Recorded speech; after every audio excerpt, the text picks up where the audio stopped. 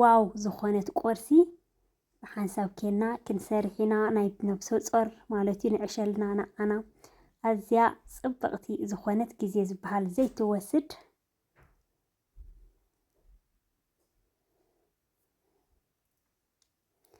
እዚኣ ቁርሲ ማለት እዩ ንምሳሕ እውን ሒዘ ከመጽእ ንድራር እውን ሒዘ ከመጽእ ዝተፈላለዩ ማለት እዩ ክቡራት ኣሕዋተይ ካባኹም ዝደልዮ ጥራይ ብላይክ ጀምሮ እዚ ቪድዮ ላይክ ምግባር ፍሪኡ ንዓይ ከዓ ሞር ከዓ የተባባዓኒ ማለት እዩ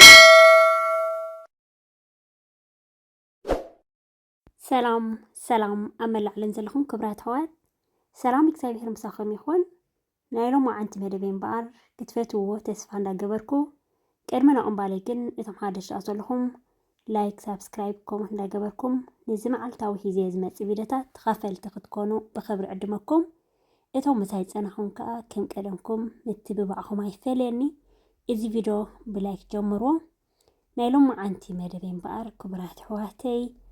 ኣዝያ ጽብቕቲ ዝኾነት ቁርሲ ኣበርእስቲ ከም ዝረኣኹማ ናይ ነብሰ ጾር ቁርሲ ለንዴ ኣምጽያ ዘለኹ ብዝያዳ ነብሰ ጾራት እንተኾይና ከምዚ ክንምገብ ኣለና ማለት እዩ እንደገና ከዓ ካብ ነብሰ ጾር ወፃኢ ኸማን ከም ቁርሲ ብጣዕሚ ተጠቕመና ንቆልዑት ዋላ ንዓና እውን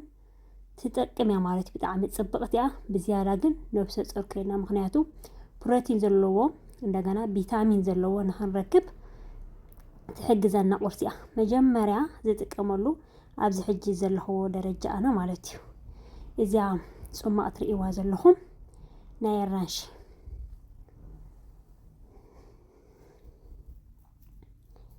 ናይ ኣራንሺ ጽማቕ ማለት እዩ ሓንቲ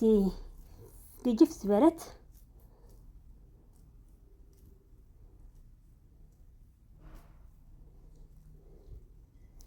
ኣራንሺ ከሪአኩሜ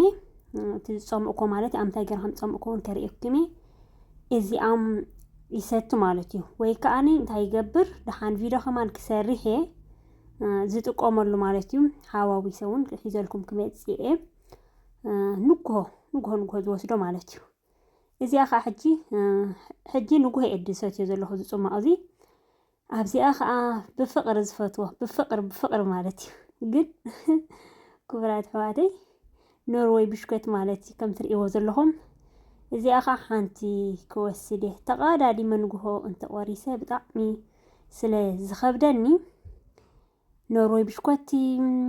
ፕሮቲን ብጣዕሚ ፕሮቲን ኣለዎ እዩ ካብዚኣ ሕጂ ሓንቲ ክወስድ እዛ ጽማቕ ገይረ ማለት እንደገና ከዓ ማይ ከዓ ጽሩይ ማይ ከዓ ክንሰቲ ክንክለለ ንጉሆ ትስኢና ማለት እዩ ቅድሚ ዝጽማቕ ሕጂ ማይ ጽሩይ ሓደ ቢከሪ ሰቲ ኣቐድም ኣቢለ ብድሕሪኡ ከምዚ ገይረ ምስ ሰተኹ እዚኣ ኖርዌይ ምስ በልዓኹ ኖርዌይ ከዓ ኩሉ ግዜ መዓልታዊ ዘይኮንኩ ዝበልዖ ከምዚ ኣብ ሰሙን 2 ግዜ ገለ ይበልዕ ሕጂ ዛራንሺ ከምዚ ገይረ ጸሚዕያ ፍረሽ ኣራንሺ ማለት እዩ ክቡራት ኣሕዋተይ ብፍላይ ከምዚ ናይ ደም ዋሕዲ ኣርዮን ዶክተርና ትእዘልና ገለ ተኾይና ብብዝሒ ናይ ኣራንሺ ጽማቕ ክንወስድ ክንክእል ኣለና ማለት እዩ ክቡራት ኣሕዋተይ ሕጂ እንታይ ኣምጽእ ኣለኹ ፀገም ክቡራት ኣሕዋተይ ብፍላይ ክብርን እግዚአብሔር ደሓን እንደ ነይረ ግን ኣብዚ ሰሙናት እዚ ምግቢ ዝበሃል ብጣዕሚ ብልዕ ኣቢሉ ይኸብደኒ እንደገና ከዓ ከምዚ እንታይ ዝበሃል ማለት እዩ በቃ ትምሲ እንደ ገሪምን ይኸማን ናይ ለንቅደስ ብጣዕሚ ማለት እዩ ሕጂ ኩሉ ናይ ገዛይ ንጥፈታት ጣጣ እንታይ ክገብራ ዝግባኣኒ ኣለይ መለይ ኢለ ናብዛ ናይ ቁርሰይ ከዓ ኣተለኹ ምክንያቱ ቡንኩኡ እንተ ቆሪሰ በኣ ከለኹ ትስእ ምስ በልኩ ይኸብደኒ ፈጠጠጥ ይኸውን ምድረ ሰማይ ማለት እዩ ሕጂ ኣብዚኣ እንታይ ገይረ ኣለኹ እንቋቑሖ ኣብዚ ኣብ ጎረቤትና ኣለትና ልክዕ ከምዚ ናይ ዓድና ኦርጋኒክ ዝኾነ ቢዮ ማለት እዩ ኣላ 3 እንቋቑሖ ይጥቀም ኣለኹ ኖርማል ኣነ 3 ይገብሩ ኣለኹ ክልተ ይኣኽለና ማለት እዩ እንታይ ዝበሃል ዓይነስ እንታይ ድራራ ዝበሃል ለመሸፍቲ ቢያ ተኸወላዕ ግቢልካ ጽቡቕ ትሪኦ ትገብር ኢኻ ንኣሽቱ ቆልዑ ተለኻ እዚኣ ናተይ ኣይብልዑኩምን እንተይልካዮም ከዓ ሕጂ ቆልዑ ተልዮም ኮይኖም እዚኣ ኣይብልዑኩምን እንተይልካዮም ካብታ ትኽልክለን ዘላ ንምንታይ ኢሎም ክበልዑልና ስለ ዝኽእሉ ልክዕ እንታና ካብ ንገብራ ኤክስትራ ክንጥቀም ንኽእል ኢና ማለት እዩ ሕጂ ኖርማል ኣብዚ እንቋቑሖ ክንቆልዎ ከለና ከምዚ ኖርማል ቅሉ ዝበለ ዘይኮነ ልክዕ ነብሰ ፆራት ኮይና ሓዊ ክሃርሞ ኣለዎ እንዶ ንዕሸል ዋላ ንዓና ተኣርሽሚኡ ግን ምስ ቪታሚን ክኾነልና ሓዊ ዝሓረረ ዘይኮነ ለብለብ ኢሉ ሓውን ብስል ዝበለ ጌርና ክንሰርሖ ኢና ማለት እዩ ዝኾነ ይገበርኩላን ኣለኹ ጨው ጥራይ ቁርብ ገብረላ እየ እቲ ቪታሚን ናይ እንቋቑሖ ክንወስዶ ምክንያቱ እንቋቑሖ ንምገብ ከለና ነብሰ ፆራት ኮይና ፕሮቲን ኣለዎ እዩ ብጣዕሚ ፕሮቲን ኣለዎ እንደገና ከዓ ክንገጅፍ ከዓ ካብ ምግጃፍ ከዓ ይሕልወና እዩ ነብሰ ፆራት ኮይና ቆልዓ ይገጅፍ ንሕና እውን ንገጅፍ ስለዝኾና በቲ ፕሮቲን ንረኽበሉ ምሳሕ ፕሮቲን ንረኽበሉ ድራር ቁርሲ እውን እተን ንበልዐን ንእሽተይን እንደገና ፕሮቲን ዘለዎ ንነብስናስ ከምዚ ከፍኩሰና ክዕፍዕፈና ዝኽእል ኩሉ ናይቲ ሆርሞን ምቅያር ብጣዕሚ ስለንብል ንገጅፍ ኣመጋግባና ክንጥንቀቕ ኣለና ማለት እዩ ሕጂ ከም ትሪእዎ ዘለኹም እዚ እንቋቑሖ ኖርማል ገይረ ልብልብ ኣቢለዮ ኣለኹ ማለት እዩ እንደገና ከዓ ናይ ሎማዓንቲ ዝሰርሖ ኩሉ ብጣዕሚ ፅቡቅ ዝኾነ ማለት እዩ ኣቮካዶ ከዓ ንእሽተይ ኣቮካዶ እያ ከምዛ ትሪእዋ ዘለኹም ፅብቕቲ ከምዚ ጌርና ጭድድ ኣቢልና ዋላ ሕጂ ከምዚ ፅለ ኣቢልናዮ ካብቲ ኣቀራርባ ሒዝና እንደገና ከምዚ ሕውስውስ ድብልቕልቕ ዘይኮነ ኖርማል ዝኾነ ከምዚ ፅፍፍ ዝበለ ተኮይኑ ከማ ደስ ኢልና ክንምገቦ ንኽእል ኢና እንደገና ከዓ ከም ዝበልኩኹን ሸውሃትና ዕፁብ ተኮይኑ ክንበልዕ ዘይንኽእል ግድን ተቐሪብና ብዙሕ ክንበልዕ ዘይኮነ ነንእሽተይ እንታይ ትብለኒ ሓንቲ መሓዛይ እስከመየለኽ ንሓንዲ ከጠፊአክ ክቐኒ ገለ ትብለኒ ሆላንድላ መሓዛይ እንታይ ዝበሃል ናይ ቀደም ሰብን ናይ ቀደም ሓፂንን ኢሎም ክብራት ተባህቲ ናይ ቀደም መሓዛይ ማለት እዩ ለሓንየ ግን ሕጅስ ዝበልዕኾስ ድዒ ክብድ ይብለኒ ኮይኑ ግን ወይ ኣነ ስቕዳ በሊ ካብ ቀደም ተዘብል ሕጂ ተዝጠንስ እንዳበልኩ እንዴ ገለ ኢላትኒ ዋይ ጋሻ ኮይነ ጠኒሰ ፊኖ ኣኸላ ጠቅ ዝበለት ፊኖ ክትሓቅቕ ይትኽእል ገለ ይትኽእል ፊኖታት ዝበሃል ከይትበልዕ ገለ ኢላ ትዛረበኒ ነይራ ሕጂ እዚ ፊኖታት ገለመለ ዝበሃል ነብሰ ፀርቲ ኮይና ክነብል የብልናን ማለት እዩ ክንምገቦ የብልናን በቃ ምሸላም ዕፉን ቁሩብ ስገም ናይ ጣፍ ዝተሓወሰ ፀሊም ነገራት ክንምገብ ኣለና ማለት እዩ ንኩሉ ነገራት ሕጂ ከም ትሪእዎ ዘለኹም እንታይ ዝበሃል ጌርና ከምዚኣ ጌርና ኣብዚኣ ቅርብ ክነብላ ኢና ክቡራት ኣሕዋተይ ኣብዚ ሕጂ እቲ ቪድዮ ምንታይ ንኸይነውሓኩም ኪዊ ሓንቲ ኪዊ ከምዛ ትሪእዎ ዘለኹም ኪዊ ከዓ ብጣዕሚ ፅቡቅ እዩ እንደገና ከዓ ኤድብረ ከዓ ከም ትሪእዎ ዘለኹም ፍረሽ ዝኾነ ፓብሪካ እንደገና ከዓ እንታይ ዝበሃል ማለት እዩ ፓብሪካ ከም ትሪእዎ ዘለኹም ንእሽተይ ጉርካ ከዓ ብጣዕሚ ፅቡቅ እዩ በቲ በዓል ፓብሪካ በዓል ጉርከ ማይ ኣለዎ በቲ ኣክብንዲ ማይ ኮይኑ የገልግለና ናይ ኣሕምልቲ ብጣዕሚ ፅቡቅ እዩ ናይ ፍሩታታት ከዓ ንጥዕናና ቪታሚን ዘለዎ ንዕሸልና ንዓና ከዓ ብጣዕሚ ኣገዳሲ እዩ ከምዚ ካብ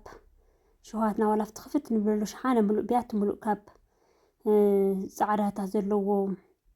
ንውላድና ክጠቕመና ዘይክእል ንዓና እውን ክጠቕመና ዘይክእል ንምገብ ማለት እዩ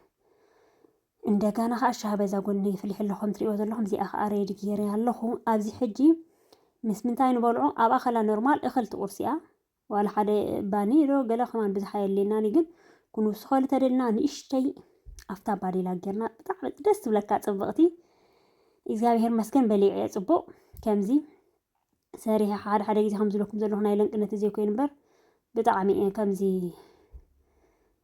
መግብስ ደሓኒ ኣብቲ ናይ መጀመርያ ከማን ዝኣቤካ እምበር ሕጅስ ደሓኒ ነይረ ኣጋጣሚ ሃንደበቲ እምበር እንደገና ሕጂ እንታይ ይገብር ኣለኹ ኣብዚ ሻሂ ይገብር ኣለኹ ኣብ ክንዲ ሽኮር ፍርቂ ማንካ በዛ ናይ ሽኮር በኣ ትኸውን እየ ዝጥቀም ዘለኹ ምክንያቱ ክቡራት ኣሕዋተይ ኣነ መሳርሕተይ ብጣዕሚ እዩ ዝገርመን ብጣዕሚ ቡና ይሰትን ሻሂ እንዴ ዝብለን የዳልዋ ሻሂ ገለመለ 10 ደቂቃ ገለ ኸውን ዕረፍቲ ሻሂ ንሰቲ ሰንቡን ይሰቲ ኣነ ከዓ ሻሂ ገለ ሕጂ ብዘይ ሽኮር ይገብርዋ ሰላም እንታይ ሽኮር ያለክ ዲ ኮይንኪ ዋላስ እንታይ ኩሉ ግዜ ብዘይ ሽኮር ግባር ኣለይ ትብልና ገለ ይብላኒ ዋ بزي شكر يدست أنا وأمر إحنا جفت لنا نسخك قطاني غزلخي تاي وحج كي مسكاسي ما جد وحج سرق زبحال الله مغنيات كبدنا سئلك أنت هيبكايو لك خمزي تاي زبحال تمتعي خمزي بالون نفعت هاي برسلين قبرلو لك عندها تمتت إذا خير حجي كنتنقاكا بدعم صبوي كوم أخبلك كله خدن مس دكتورنا تشك ندا جبرنا صولتنا غيرنا زي بير أملاخ أما قبنا زي كون أكل هوتنا يبارخنا بس نسرعة فيديو نخينو حكم يسألوتي غيرها بحسب كينا مالتي هجي تشك ندا جبرنا كاب سقطنا كاب شكوريا خاب كله تشك ندا جبرنا قدمي متناسناون كونترول ندا جبرنا مستنسناون تشك ندا جبرنا تاكي متجبرنا مس دكتورنا ندا تزارعربنا كأ كنبل يقبأنا مالتي واو زخنت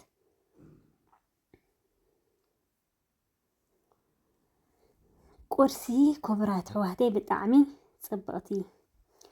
زخنت قرسي أكم ذات رئيواز لهم إندجانا أنتاي كأي كند زلينا كننقاسقاس كأ علنا بإجرنا كيدنا كننقاسقاس كنكئل لنا مالتي حجي بتعمي إنزجرنا ما هذولكم مسارحتي شكرا وزكيك دو جلدو بقى شكر حجي بلعنينا مشيت كوينيو كمزي كوينيو كلا سلاز بلن بتعمي إنزجرنا بتعمي بقى سلازي إذا بهر مسجن كأ سافجي صبالو ميزان إن دخاتاتلكو ميزان نايقور عند دخاتاتلكو مغنياتو تشك ندا جبرنا زين حواتي ناي مسح بروجرامون حيزة خمتسيه كم زولكم ناي ثم وقت قلمنو حيزة خمتسيه لما عندك نبزي كآخرنيو جميل خصاب سود استخداتلكمني كابل بيزا مسكنكم نصبح بخال أستاذ ملسكم